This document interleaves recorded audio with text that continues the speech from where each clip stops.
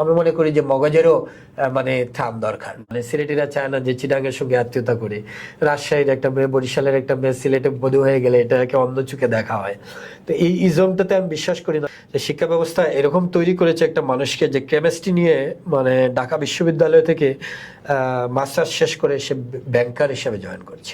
সেখানে গিয়ে দেখা যায় একটা ব্যাংকে সে ক্যাশ টাকা গুনছে, মানে ক্যাশিয়ার। তো এটার সঙ্গে কেমিস্ট্রির সম্পর্ক। অধিকাংশে ব্যবসায় সফল হলে সে তখন রাজনৈতিক পরিচয়ে পরিচিত হতে চায়, অনেকে সংসদে যেতে চায়। বাংলাদেশের এই পিছিয়ে যাওয়ার পিছে একমাত্র পলিটিক্যাল ইস্যুটাই দায়ী।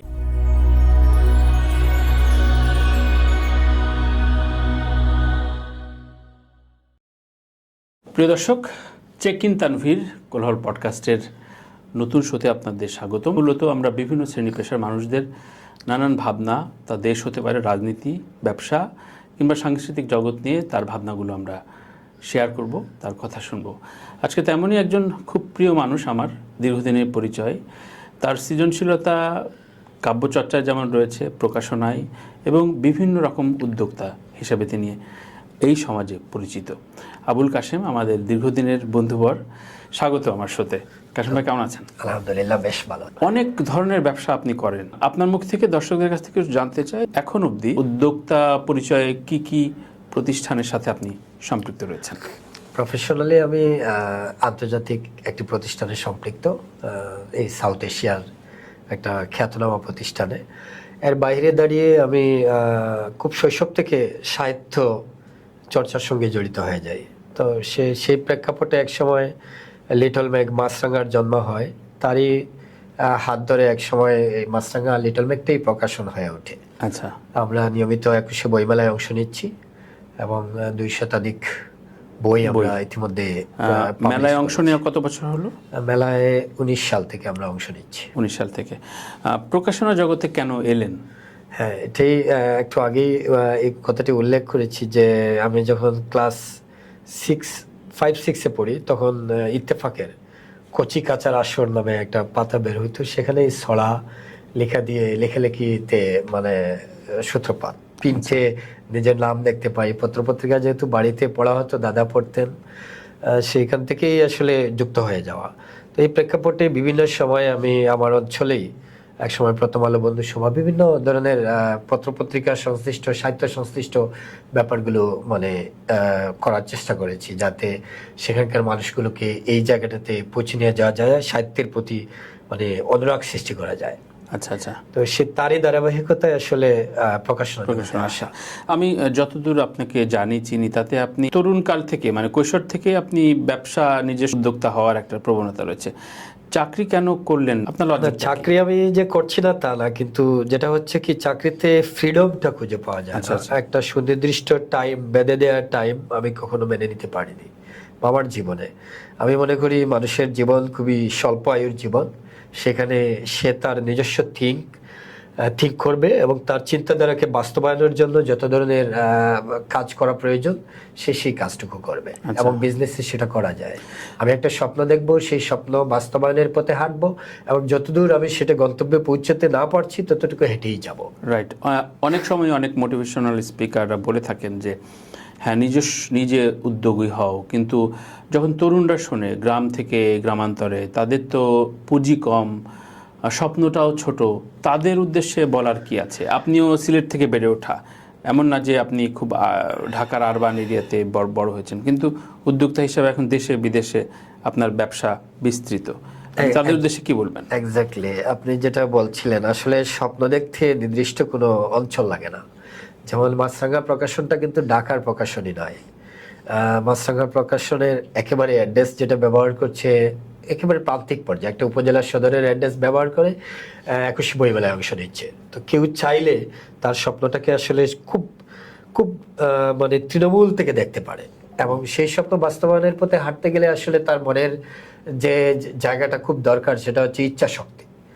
মানুষ যদি ইচ্ছা শক্তিতে প্রাণবন্ত হয়ে ওঠে, মানুষ মানে তার ইচ্ছা শক্তি মানে অদম্য গতিতে এগিয়ে চলে, সেটাতে কখনোই মানে তার পুঁজি বাধা হয়ে দাঁড়ায় না। যেমন আমি বলে থাকি যে বিজনেসে আসলে পুঁজি লাগে না। পুঁজি বলতে আমরা যেটা বুঝি যে আর্থিক ব্যাপার, বিজনেস করতে লাগে না। কেন লাগে না? এটার একটা আমি ব্যাখ্যা দিচ্ছি যে আমি আমার খুব পার্শ্ববর্তী অঞ্চল জাফলং, আমি যেহেতু সিলেটের, এমনও মানুষকে দেখেছি যে শূন্য আর্থিক পুঁজির থেকে সে তার কেবলমাত্র বিশ্বস্ততা দিয়ে সে তার আজকে কোটি কোটি টাকার মালিক। তো এটা কিভাবে ঘটে যে আমরা বলতাম যে সততাই ব্যবসার মূল পুঁজি।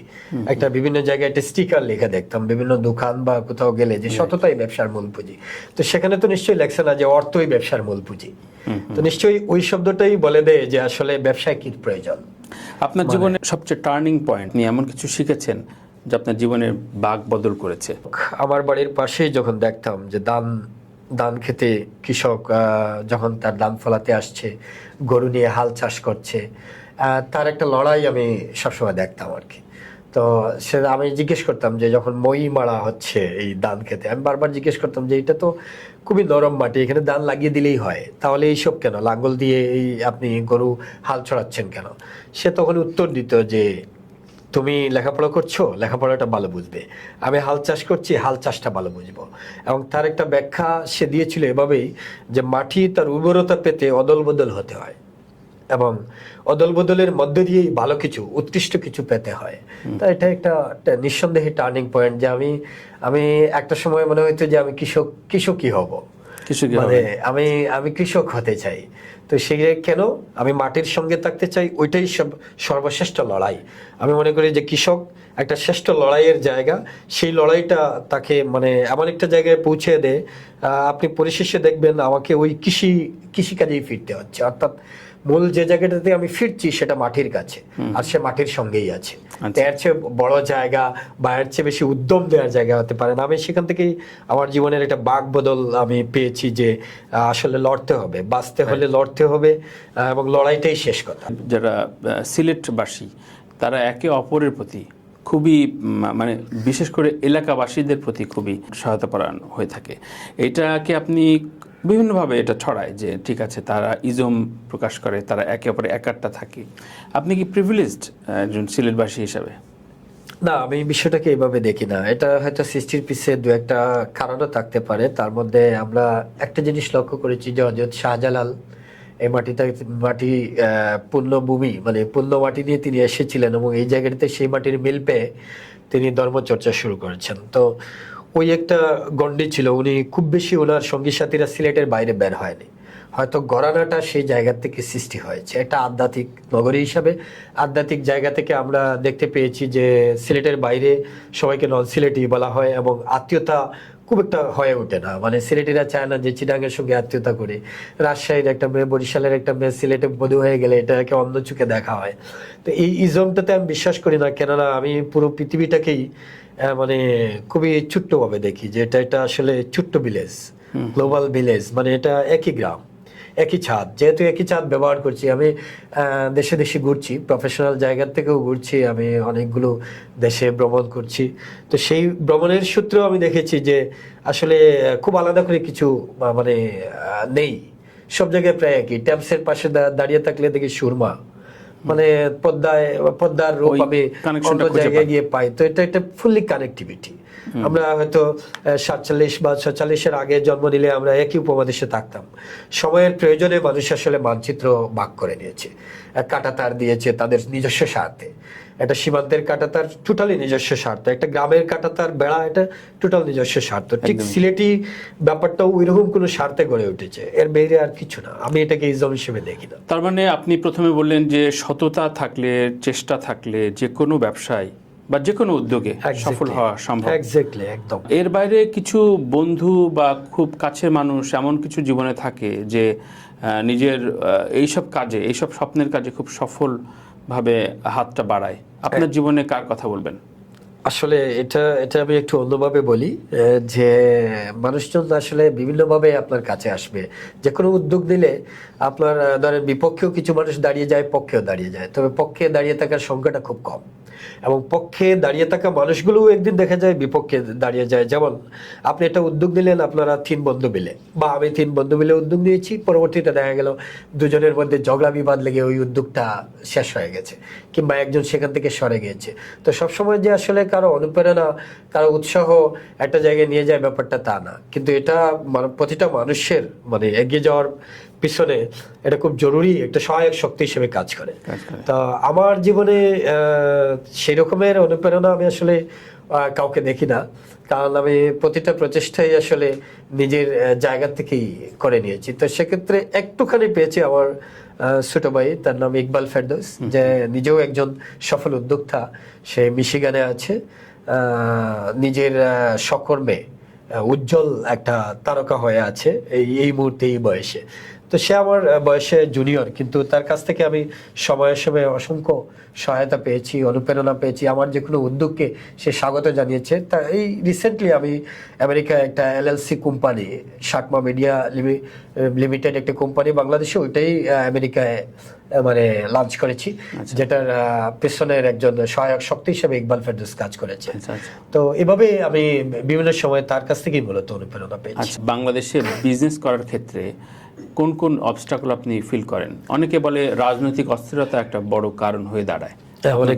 অনেকের এই ব্যাপারটির সাথে আমি একমত, কেননা আমরা রাজনীতি বাদ দিয়ে আমরা কোনো কিছুই, মানে বাংলাদেশে বিশেষ করে, যে আপনি শিক্ষা প্রতিষ্ঠানে গেলে সেখানেও দেখা যায় একটা রাজনৈতিক ব্যাপারগুলো জড়িয়ে থাকে। হয়তো ইউনিভার্সিটি প্রিন্সিপাল, বিসি, এগুলো নিয়োগে দেখা যায় পলিটিক্যাল একটা ব্যাপার জড়ায় গেছে। এবং বাংলাদেশের প্রতিটি পর্যায়ে যেহেতু ছাত্র রাজনীতি আছে, শিক্ষা প্রতিষ্ঠানে জড়িয়েছে, সুতরাং স্বাস্থ্যক্ষেত্রে বলেন, চিকিৎসা ক্ষেত্রে, মানে যা যেটা আছে, আমরা চিকিৎসা, অন্যান্য মৌলিক বিভিন্ন জায়গায় আমরা লক্ষ্য করেছি যে এগুলা হইতে হইতে এমনকি ধর্মীয় বিভিন্ন মসজিদেও আমরা ইদানিং রাজনৈতিক মতাদর্শের বিভিন্ন বক্তৃতা শুনে থাকি। তা যেহেতু বাংলাদেশ রাজনীতির বাইরে নয়, সুতরাং এই জায়গাটাতে স্থিতিশীলতা ছাড়া কোনো দেশও এখানে ইনভেস্ট করতে চায় না। কারণ দেখা যায় রাজনৈতিক অস্থিরতা আমাদের গার্মেন্টস শিল্পকে বিভিন্নভাবে ধ্বংস করেছে। এখন অনেকটা ধ্বংসের পথে, যেটা আমাদের অন্যতম একটা শীর্ষ খাত ছিল, এখন আস্তে আস্তে নেমে আসছে। তো এটাতে রাজনৈতিক অস্থিরতাটাই একটা মুখ্য ব্যাপার ছিল। অনেকাংশে ব্যবসায় সফল হলে সে তখন রাজনৈতিক পরিচয়ে পরিচিত হতে চায়, অনেকে সংসদে যেতে চায় বা পৌরসভা বা ইউনিয়ন পর্যায়ে ইলেকশনে আসতে চায়। এইটাকে আপনি কিভাবে দেখেন? সেবা প্রদান করতে হলে কি তার রাজনীতিতে আসাটা খুব জরুরি কিনা? কোনো অবস্থাতেই না। এবং এটাকে আমি দেখি যে আসলে এটা আমাদের বাংলাদেশের প্রেক্ষাপটে একটা লোভের চর্চা। কেননা এটা লোভ বলতে এটা ক্ষমতার লোভ, একটা মোহ সেখানে খুব শক্তভাবে কাজ করে। আমরা বিভিন্ন সময় দেখেছি যে আমি যখন একটা বিজনেস করতে গেছি বা আমি একটা রিসোর্ট হয়তো আমার অঞ্চলে ইতিমধ্যে এই কাজটা করতে যাচ্ছি, আমার প্রথমেই টার্গেট আসে ওই অঞ্চলের চেয়ারম্যানকে আমার হাতে রাখতে হবে, ওই অঞ্চলের এমপিকে আমার হাতে রাখতে হবে। এই জাতীয় একটা প্রবণতা আমাদেরকে ওই জায়গাটাতে যাওয়ার জন্য তৈরি করেছে। একটা পর্যায়ে যখন দেখা যায় যে আমি আমার কয়েকটা রিসোর্ট পরিচালনা করতে হবে, সুতরাং আমি ওই অঞ্চলের আমারই মতাদর্শের কাউকে চেয়ারম্যান বানাবো, নতুবা আমি নিজেই এমপি হয়ে যাব। এই ধরনের একটা জায়গা থেকে আসলে আমাদের সংসদ সদস্য বা এই জায়গাটা এভাবেই তৈরি করা হয়েছে। আমি কখনোই মনে করি না যে মানুষ সেবা দিতে গেলে আসলে জনপ্রতিনিধিত্ব বা ওই ধরনের কোনো পদ পদবিতে থাকতে হবে। কেননা আমরা বিভিন্ন সময় দেখেছি এইসব পদ পদবি ব্যবহার না করেও বাংলাদেশে অনেক আলো ছড়িয়েছেন এরকম মানুষ রয়েছেন। সর্বশেষ আমি বলতে পারি, যদিও অনেকে অনেক বিতর্কের কথা বলবে, তারপরেও ব্রাকের প্রতিষ্ঠাতা ফজলে হাসান আবেদ দেশ এবং বিদেশে তিনি তার সবকিছু ছড়িয়ে দিয়েছেন। তাকে সংসদে আসতে হয়নি। সংসদে আসা ছাড়াও তিনি আলম নামে এমন একটা প্রতিষ্ঠান করে দিয়েছেন যে আজ অসংখ্য মানুষের কর্মসংস্থান তৈরি হয়েছে এবং দেশ বিদেশে ব্রাক সফলতার সঙ্গে কাজ করছে। এরকম একজন সফল একজন মানে শূন্য থেকে বলা যায় শিল্পপতি, ওনার অজস্র টাকা সত্ত্বেও শেষ পর্যায়ে এসে এমপি ইলেকশনে যান নাই। তো এটা না গিয়েও, মানে সংসদে না গিয়েও মানুষের সেবা করা যায়। বাহ, চমৎকার করে বললেন। আপনার ব্যবসায়িক জীবন কত বছরের টোটাল? আমি প্রথম আমার ইয়েটা শুরু করি ম্যাট্রিকের পর। আমি পোশাক দিয়ে শুরু করেছিলাম। তখন আমরা টি শার্ট তৈরি করতাম, এগুলা মানে বিক্রি হতো। পরবর্তীতে আমাদের যেহেতু সিলেট অঞ্চল চা পাতার একটা ব্যাপার ছিল, যে সারা দেশে চা পাতার বিভিন্ন জায়গায় যাওয়া, তো সেখানে অর্থাৎ এটাকে আমরা ওইভাবে বলতে পারি ক্ষুদ্র উদ্যোক্তা আর কি, মাইক্রো ক্রেডিট বিজনেস, এই জাতীয় ব্যাপারগুলো এখন দাঁড়াইছে। তা ছোট ছোট উদ্যোগগুলো একসময় বড় উদ্যোগের দিকে নিয়ে গেছে। এখন হয়তো আমেরিকায় একটা মিডিয়া প্রতিষ্ঠান ইতিমধ্যে এলএলসি কোম্পানি আকারে লাইসেন্স পেয়েছে, শাকমা মিডিয়া। এর বাহিরেও আমার বিভিন্ন জায়গায় আমি মানে অর্থাৎ নিজের শেয়ার হোল্ডার হিসেবে সম্পৃক্ত আছি। বিস্তৃত ব্যবসার ক্ষেত্রে সবচেয়ে সফল কোন জায়গায় আপনি? আমি সফল এই যে সততায়, কেননা আমি না, স্পেসিফিক ভাবে কোন ব্যবসাটা আপনি আচ্ছা, সবচেয়ে সফল ব্যবসাটা যদি বলি তাহলে হয়তো বলতে হবে যে আবাসন বিজনেস। আবাসন বিজনেসে আমার দেশ এবং দেশের বাইরেও একটু ইনভেস্ট রয়েছে, তো সেখানে আমি অবশ্যই সফল। যেমন এসএসসির পর থেকে উদ্যোক্তা হিসাবে কাজ শুরু করেছেন, ঠিক কোন বয়সে? আপনি যে বয়স থেকে শুরু করেছেন সেই বয়স থেকে একটা ছেলে তার বিজনেস প্ল্যানটা শুরু করবে? অনেকে তো আমাদের দেশে যেটা হয়ে থাকে, বিএ বা বিকম বিএসসি শেষ করে মাস্টার শেষ করতে করতে এমন একটা পর্যায়ে আসে যখন সে বিয়ে থা করার সময় আসে তখন দেখে যে তার কোনো চাকরি নাই বা সে অন্ধকার দেখে, সে কি করবে? মানুষের লাইফস্টাইল কি বদলানো উচিত কেন? এই যে যেভাবে বাঙালি সমাজটা গড়ে উঠেছে যে ঠিক আছে অনেক বড় বিদ্বান হবা, তারপরে তুমি চাকরি সিবি নিয়ে ঘুরবা, এরপরে তোমার নিজের জীবন, প্রকৃত বয়সটা কোনটা? না, আমি সেখানে মানে বলি যে এসএসসি বা এইচএসসি এখানে মূল উদ্যোক্তা হওয়ার পিছনে আসলে কোনো ক্রাইটেরিয়া না। যেমন আমি আমার এলাকায় দেখতাম খুব ছোট্ট একটা বাচ্চা হয়তো ফ্লাক্স নিয়ে চা বিক্রি করছে, তাকে জিজ্ঞেস করতাম যে সে বলতো এই চা বিক্রির টাকা দিয়ে তার ফ্যামিলি চালাচ্ছে। বাদাম বিক্রি করছে গলায় ঝুলিয়ে যে ছেলেটা, সে ছেলেটা হয়তো ক্লাস 6-7-এর, যদি পড়াশোনা করে তাহলে 6-7-এর, তো সেই সময় সে তার পরিবারের বোঝা টানছে। তো এরকম আমরা অনেকগুলো হোটেলে দেখি যে শিশু শ্রম সেখানে অনায়াসে ঘটছে, জিজ্ঞেস করলে দেখা যায় যে সেই তার ফ্যামিলি টানছে। তার মানে একটা ফ্যামিলিকে মানে এগিয়ে নিয়ে যেতে যে পরিমাণ আর্থিক এটুকু দরকার সেটা আসলে ওই আমাদের ম্যাট্রিক কিংবা ইন্টারের দিকে গিয়ে হবে না, বরং তারও অনেক আগের থেকেই সেই বোঝাটা নেওয়া যায়। আমরা মানে একাডেমিক জায়গাটাতে ঢুকে পড়ে আমরা একটা জায়গা তৈরি করে নিয়েছি যে আমাদেরকে অনার্স বা মাস্টার্স পাস করে ওই জায়গাটাতে যেতে হবে। এটা সম্পূর্ণ ভুল ধারণা। কেননা ভুল ধারণা, আপনি নিজেও ইউরোপ আমেরিকা সহ উন্নত বিশ্বের বিভিন্ন দেশ করছেন, আপনি দেখছেন যে যারা ও লেভেল এ লেভেল, অর্থাৎ আমরা ধরে নেই যে আমাদের ওই বয়স 18 আগ পর্যন্ত যেহেতু শিশু শ্রম, 18 পরবর্তী সময়ে দাঁড়িয়ে দেখা যায় যে পার্ট টাইম জব করছে, এবং সেটা খুবই মানে প্রচলিত একটা জিনিস। ইংল্যান্ড, ইউরোপ, আমেরিকা সব জায়গায় খুবই প্রচলিত যে তার পড়াশোনার পাশাপাশি তার টিউশন ফিস, তার অন্যান্য আনুষঙ্গিক খরচগুলো সে এখান থেকেই জুটিয়ে নিচ্ছে। এমনকি আমাদের বাংলাদেশে যেটা হয় যে স্টুডেন্ট ভিসায় গিয়ে পাল্টা আরো কিছু টাকাও বাড়িতে ওরা পাঠায়।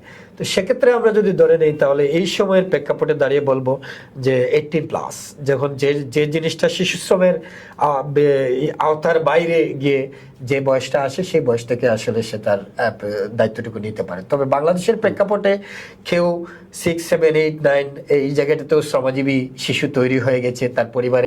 প্রতি বছর হাজার হাজার তরুণ তরুণী গ্রাম শহর মফস্বল থেকে অবৈধভাবে বাইরে যাচ্ছে জীবিকার আশায়, এবং এটা 1-2 টাকার বিষয় না। পত্রিকার পাতা খুললে প্রতি বছর এরকম কয়েক লাখ টাকা খরচ করে, আমি গত পরশুদিন একটা ভিডিও দেখলাম, সে গ্রিসে পৌঁছিয়েছে প্রায় 4টা দেশ ডিঙিয়ে ট্রলারে করে বনের ভেতরে ঢুকে। এরপরে সে খরচের কথা জানালো, তার 65 লাখ টাকা খরচ হয়ে গেছে। এবং গ্রিসে যে সে তখন ওই যে হয়তো কৃষিকাজ মাটির ওই লেবার এবং তার আনডকুমেন্ট হিসাবে থাকতে হবে। আমাদের দীর্ঘ 50 বছরের ওপরের বাংলাদেশে এই তরুণ তরুণীদের এখন পর্যন্ত কাউন্সিলিং হলো না যে তুমি যে 50-60 লাখ টাকা খরচ করে এইভাবে যাচ্ছ এবং ডকুমেন্ট ছাড়া অবৈধভাবে, এটাতে তোমার স্বপ্ন কোনোদিন ছুঁতে পারবে না। এই অশিক্ষাটা, এই ম্যাচুরিটি আমাদের কবে আসবে? দেখেন, আমরা 50 ইয়ার্স ক্রস করেছি আমাদের স্বাধীনতার, কিন্তু কখনোই আমরা আসলে এমন কোনো সরকার কখনোই পাই নাই যে সরকারটা খুব স্থিতিশীল এবং আমাদেরকে এগিয়ে নিয়ে যাচ্ছে। সবাই উন্নয়নের স্লোগান দেয়, উন্নয়নের সবক দেয়, কিন্তু আমরা কখনোই লক্ষ্য করিনি যে বাংলাদেশটাকেই কোনো মানুষ তার সর্বশেষ অবস্থান মানে সে ঠিক করছে। যেমন এখানে নিরাপত্তা পায় না, জীবনের নিরাপত্তা পায় না, নিজের জানের নিরাপত্তা পায় না। আমাদের শিক্ষা ব্যবস্থায় প্রচণ্ড পরিমাণ মানে ভুলের ব্যাপারটুকু আছে। যে শিক্ষা ব্যবস্থা এরকম তৈরি করেছে একটা মানুষকে যে কেমিস্ট্রি নিয়ে মানে ঢাকা বিশ্ববিদ্যালয় থেকে মাস্টার্স শেষ করে সে ব্যাংকার হিসেবে জয়েন করছে, সেখানে গিয়ে দেখা যায় একটা ব্যাংকে সে ক্যাশ টাকা গুনছে, মানে ক্যাশিয়ার। তো তো এটার সঙ্গে কেমিস্ট্রির সম্পর্ক কি?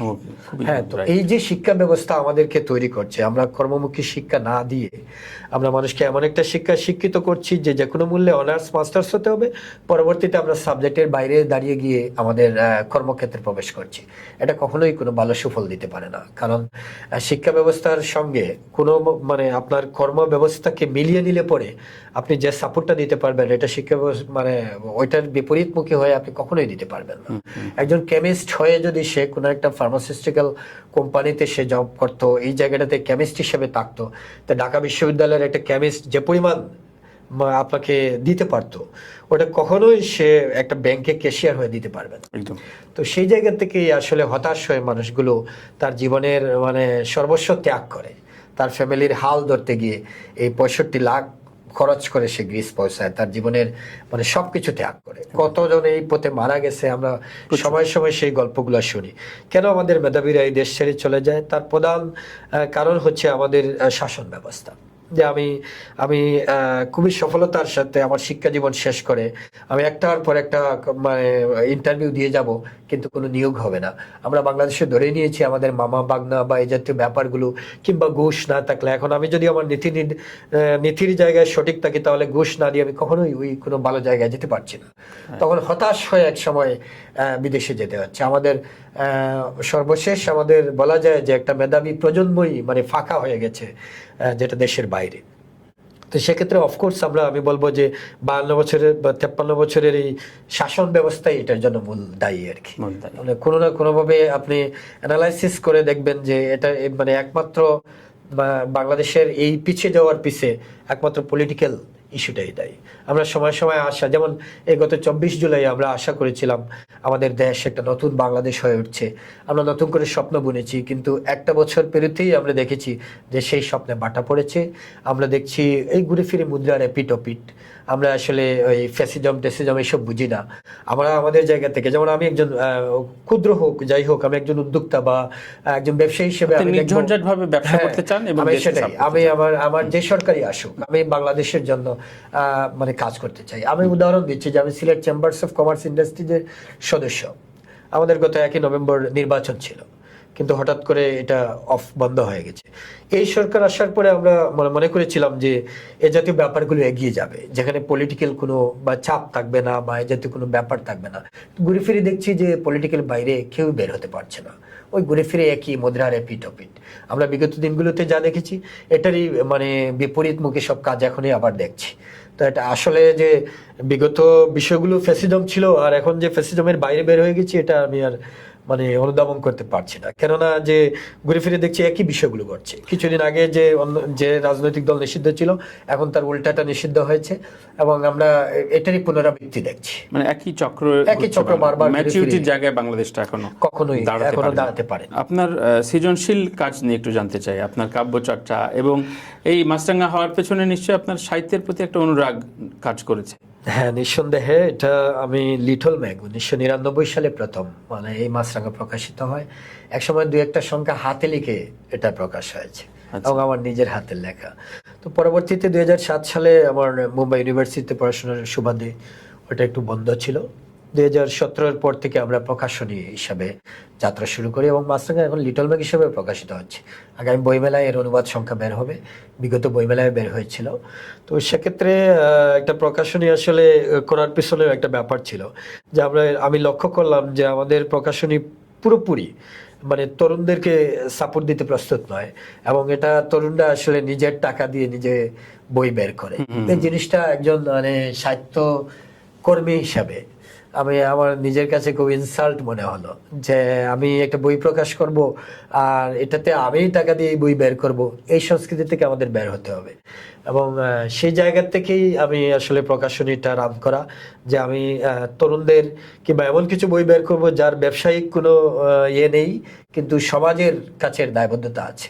তাতে তো আপনি অনেক লোকসানের ভাগীদার। হ্যাঁ, লোকসানের ভাগীদার, কিন্তু আমি ব্যক্তিগতভাবে আপনার অনেক টাকা আছে বলে এটা করতে পারছেন না, কখনোই নয়। কেননা আমি মনে করি যে সমাজের দায়বদ্ধতা থেকে আসলে বিভিন্নভাবে সাপোর্ট করা যায়। যেমন আপনি একটা উদাহরণ আমি দিচ্ছি, যে আপনি বন্যা হলে ত্রাণ বিতরণ করছেন, তাকে কি জন্য? তার তার আর্থসামাজিক প্রেক্ষাপটে তাকে একটু সাহায্য করছেন। আমি মনে করি যে মগজেরও মানে থাম দরকার। একটা বই, একটা সুস্থ ধারার বই তাকে তার মগজটাকে বদলে দিতে পারে, তার চিন্তা চেতনাটাকে বদলে দিতে পারে। তাহলে আমি কেন সেই জায়গাটাতে মানে থাম দিব না? আমি এটাকে বর্ণাঢ্য থানের মতোই মনে করছি, যে এখানে বেশি টাকা আছে বলে কেউ বর্ণাঢ্যদের থান বিতরণ করতে যায়, ব্যাপারটা তা না। একটা যখন দেখা যায় এটা পছন্দরে বা একটা সমাজে হয়তো শিলাবৃষ্টি, বন্যা, বিভিন্ন আর্থ পীড়িত কোনো জায়গায় মানুষ যায় কি তার হেল্পের হাত, সহানুভূতির হাত নিয়ে। আমি মনে করি যে সাহিত্য চর্চায় মগজেরও এইখানে মানে নিম্নমুখী। এই প্রসঙ্গ নিয়ে শেষ করব, তার আগে একটু জানতে চাই যে ধরেন এই যে আপনি বললেন খুব চমৎকার একটা কথা যে মগজেরও তার ত্রাণ দরকার, খুবই দারুণ লেগেছে এই কথাটা। অর্থাৎ আমাদের সৃজনশীলতার জায়গায় শান দেওয়া দরকার, এই জায়গাটা কেউ ভাবে না। সো আমি বলতে চাই যে আপনি নিজস্ব জায়গায় স্টাবলিশড হয়েছেন বা আপনার ব্যবসায়িক জায়গায় আপনার এক ধরনের সাপোর্ট ছিল বলে আপনি এসছেন, কিন্তু অগণিত মানুষ তো হাজার হাজার কোটি টাকার, শত কোটি টাকার, কিন্তু তারা তো সংস্কৃতি সেবায় আমরা দেখি না বা তাদের আগ্রহটাও কম থাকে। এটার কারণ কি? আমাদের কত প্রয়োজন হয়, কত টাকা হলে আমাদের সুখ মেলে? আসলে এটা আমরা বিভিন্নভাবে দেখেছি, পৃথিবীর বিভিন্ন ধনী ব্যক্তিদেরকেও আমরা দেখেছি যে সুখের জন্য আসলে টাকা পয়সার প্রয়োজন নেই। আমরা বিল গেটসের সংসার ভেঙে যেতে দেখেছি, কানাডার প্রাইম মিনিস্টার থাকাকালীন জাস্টিন ট্রুডোর সংসার ভেঙে যেতে দেখেছি। তা আসলে খুব উচ্চ জায়গায় থাকলেই, ক্ষমতার শীর্ষ জায়গায় থাকলেই এবং আর্থিকভাবে সর্বোচ্চ বিশ্বের সেরা জায়গায় থাকলেই যে আপনি খুব সুখী হয়ে যাবেন, ব্যাপারটা তা না। বরং আমি বাংলাদেশের হাটে মাঠে ঘুরেছি, দেখেছি যে সেই সর্বশেষ আমি গত মানে উইন্টার সিজনেও আমি তেঁতুলিয়া ঘুরে আসলাম। এই পঞ্চগড়ের অনেক মানুষকে দেখেছি দিব্যি মহা সুখে আছে। হ্যাঁ, তো একজন খেটে খাওয়া মানুষ আসলে সুখে থাকতে পারে। সেখানে আমরা যে জায়গাটাতে আপনি বলছেন যে আসলে সাহিত্য সংস্কৃতি চর্চার এই জায়গাগুলো আমাদেরকে ধীরে ধীরে এই জায়গাটাকে সরে যেতে বাধ্য করেছে, এটা আমাদের সামাজিক প্রেক্ষাপট। আমরা অতি অল্প সময়ে খুব দ্রুত গতিতে আমরা আসলে শীর্ষ জায়গায় চলে যেতে চাই। পৃথিবীর কেউ এত দ্রুত গতিতে চলে যায় না। একদিনে নেলসন ম্যান্ডেলা তৈরি হয় নাই, একদিনে শেখ মুজিব তৈরি হননি, এরকম অজস্র অগণিত মানুষ আছেন, একদিনে মহাত্মা গান্ধীও তৈরি হননি। তো আমরা এটা আসলে ভেবে নেই যে আমরা খুবই আজকে শুরু করেছি একটা বিজনেস, খুবই অল্প সময় এটাতে লাখ লাখ শুরু আসবে বা এরকম বিজনেস এরকম হয় না। এখানে লাভ এবং ক্ষতির অঙ্ক দুটোই অঙ্ক করেই আমরা ব্যবসায় মানে হাঁটি হাঁটি পা করে এগিয়ে যেতে হবে। সুতরাং শর্টকাট কোনো প্রসেস নাই, শর্টকাট কোনো প্রসেস নাই। আপনার ওই কথার প্রেক্ষাপটে বলছি। শেষ প্রশ্ন রাখতে চাই, সেটা হচ্ছে আপনার জীবনের স্ট্রাগলের একটা গল্প শুনতে চাই। নিশ্চয়ই একটা উন্নতি বা সফলতার পেছনে একটা বড় স্ট্রাগল থাকে। কোন স্ট্রাগলের গল্পটা আপনি বলতে চাইবেন? স্ট্রাগল বলতে কি, আমরা আমাদের যৌথ বিজনেস যেগুলা দেখি, আমরা যখন খুব স্বপ্ন নিয়ে 3 বন্ধু 5 বন্ধু মিলে একটা উদ্যোগ আমরা নিয়ে থাকি, বাংলাদেশের প্রেক্ষাপটে এটা অ্যাভেলেবল। আমরা 4-5 জন মিলে একটা উদ্যোগ গ্রহণ করি, কিন্তু পরবর্তীতে দেখা যায় সেই উদ্যোগকে একটু এগিয়ে দিয়ে হয়তো তার পিছ থেকে 3 জন 4 জন নাই, 5 জনের মধ্যে 2 জন নাই, তখন এটা মহা সংকটে পড়ে। এবং সেই সংকটে উত্তরণ, সেই সংগঠনের মানে সংকটটাকে উত্তরণ ঘটানোটাই আসলে মহা চ্যালেঞ্জ হয়ে ওঠে।